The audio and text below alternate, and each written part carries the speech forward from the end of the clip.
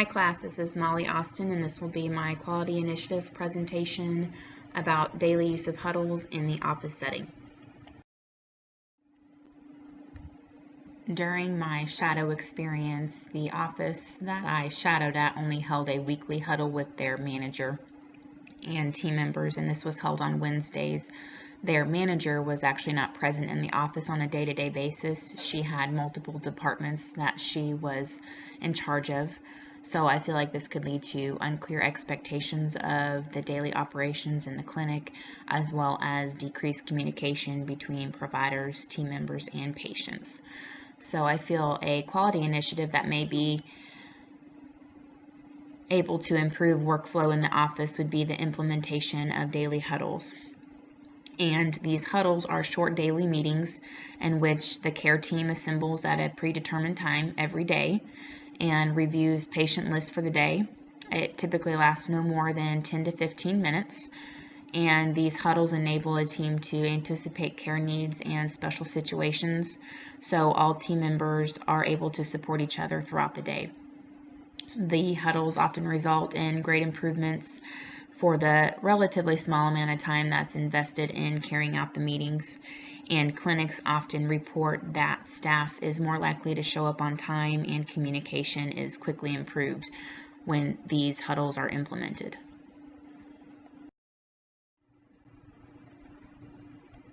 For my quality initiative, I will use the model for improvement. This model has two parts. This includes the 3 fundamentals as well as the Plan, Do, Study, Act cycle. Under the 3 fundamentals, the first one is setting aims, which is what is the team trying to accomplish.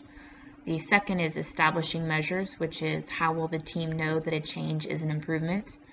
And then the third is selecting changes, which is what change can the team make that will result in an improvement. The Plan, Do, Study, Act comes in under the testing changes, which will help to determine if the change is an improvement. This cycle is shorthand for testing a change in the real work setting by planning, trying, observing the results, and acting on what is learned. This is a scientific method adapted for action-oriented learning.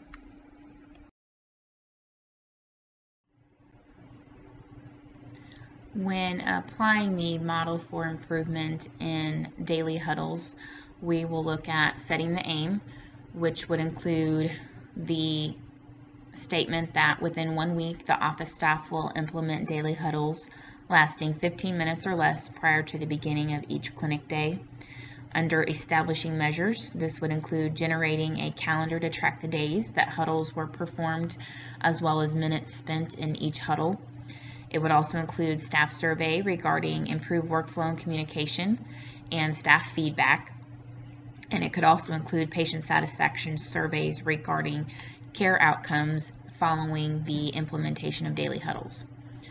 Selecting changes would include implementing the first huddle with the office staff and then tracking improvement through Plan, Do, Study, Act cycles.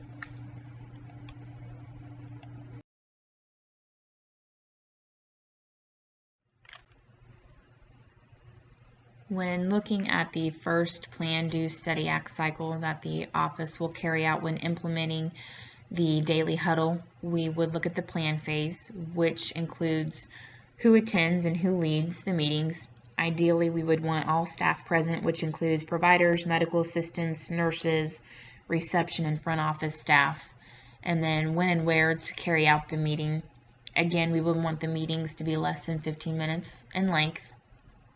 And then the topics that should be addressed in the huddle, which could be concerns of the prior day, challenges to expect in the upcoming day, and any other pertinent information such as scheduling gaps, potential no-show patients, anticipation of certain patient needs, and then communication regarding any other non-patient topics such as training and services and equipment or charting issues.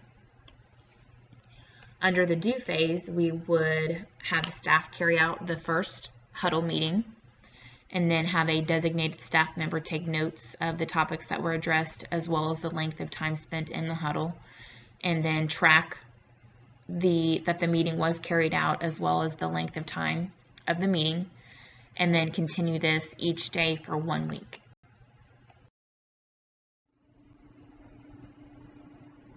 Under the study phase, the staff would analyze how frequently the huddles were carried out and if they were less than 15 minutes in length by utilizing the calendar that was generated by the designated staff member, and then assessing the staff buy-in through written surveys and debriefing sessions at the end of the week to gauge staff feedback, and then assessing overall patient care by comparing patient satisfaction surveys for that particular week to another week without the huddles.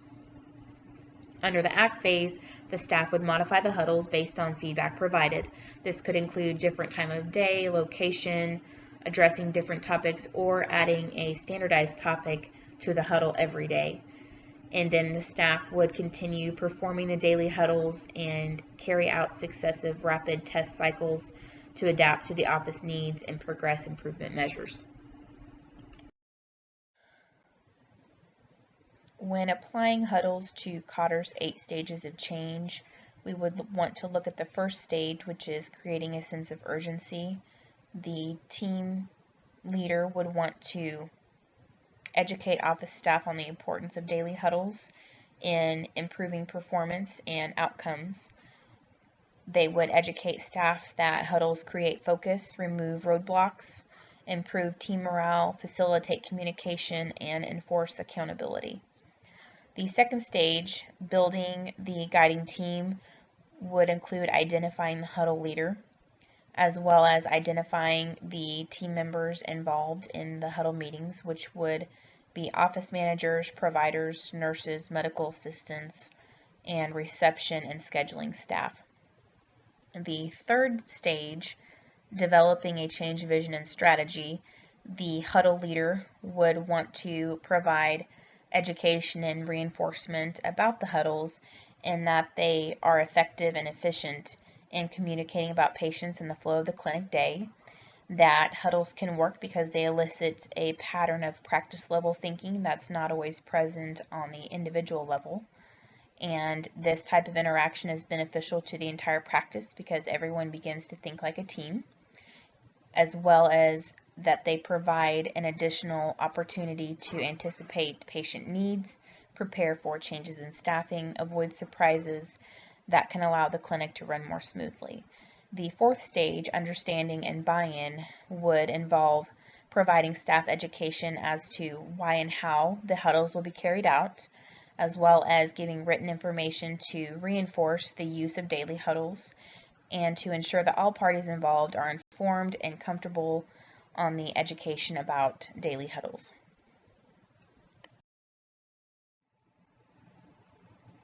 The fifth stage of Kotter's change model is empowering others.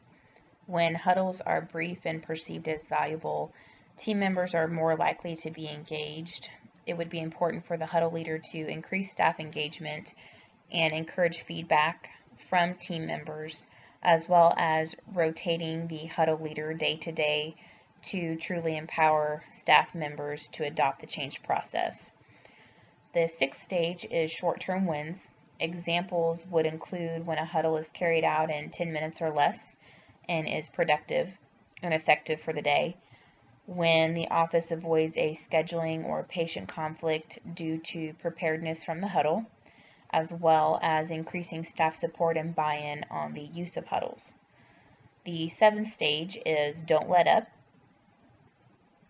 The huddle leader would want to utilize feedback from staff to ensure huddle topics are pertinent and effective for the office, and address barriers to participation and use different strategies to encourage this participation, which could include incentives, positive reinforcement during performance discussions, as well as visual indicators of huddle successes.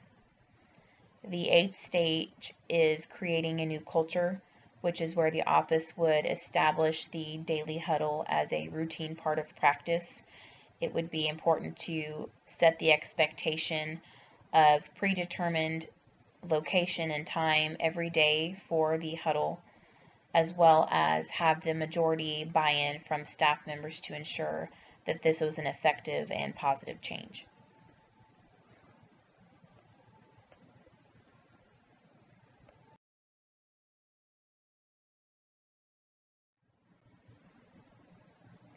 I have included 2 case reports that provide examples of daily huddle implementation in primary care and their effectiveness. The first case report comes from a public health primary care clinic in San Francisco.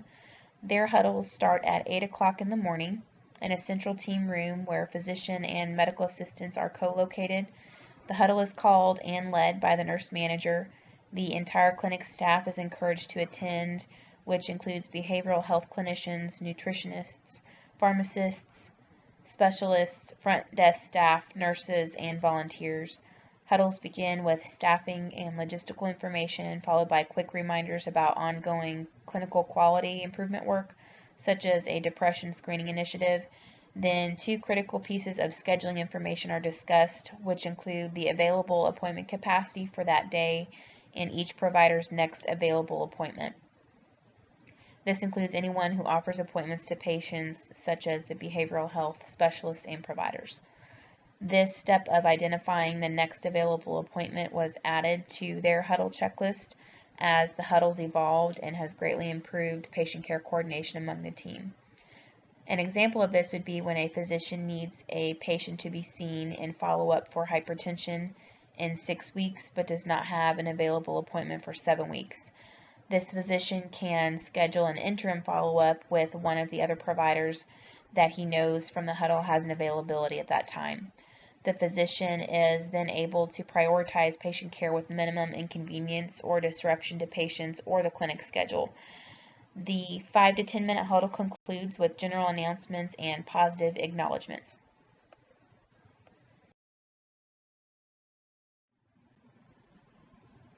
The second case report comes from a clinic at the University of California. The clinic leaders implemented daily team huddles as an initiative triggered by low patient satisfaction scores. The team huddles are held each day at 9:30 in the morning and are facilitated by the practice manager and involve the entire care team, including physicians, fellows, nurse practitioners, physician assistants, and administrative staff. The team comes together for 15 minutes to discuss the agenda for the day. They identify any potential issues, such as a provider being out sick, and develop plans to minimize any repercussions, such as longer wait times for the patients. During the huddles, the team also reviews a status report from the previous day that is generated by the practice manager. And this report includes 4 pieces of data that relates to the overall goals for their clinic, which are the number of new and return patient visits, number of no-shows and the reason for them, average visit length, and number and status of referrals received. During the huddles, team members also identify any ongoing issues that are adversely affecting their daily work, such as inefficient patient rooming practices or delays in obtaining diagnostic test results. The huddle also serves as an opportunity to recognize team members for their positive contributions to the clinic. The practice manager reads emails and comments from patients and shares results from the week's patient surveys. Daily team huddles in the clinic have resulted in improvements that have boosted morale and satisfaction both among patients and across the team. One of the physicians was quoted saying that clinic staff felt more empowered to identify problems and test solutions. The staff felt heard, respected, and an important part of the team, and providers were also getting what they needed for their patients and were less frustrated due to daily team huddles. When implementing the Plan, Do, Study, Act cycle from the 2 examples of team huddles in primary care that were addressed, we would look at the plan phase, which would determine participants involved in the huddle, determine the time, location, the agenda, and time frame from start to finish. And we saw in those huddles that their meetings were 10 to 15 minutes in length, and designate staff members to record the huddle details, including agenda discussed, the time, and the length. The do phase, the office is carrying out the huddle meetings. In the study phase, the team is assessing improved workflow through staff feedback and patient satisfaction surveys, and assessing the actual compliance of the office in holding and completing the huddles. In the ACT phase, we would adjust the huddles to best fit the practice based on staff feedback and observations in the office, as well as running additional rapid cycles to improve this process, and ultimately institutionalize the huddle as a routine occurrence to improve office performance and the patient outcomes.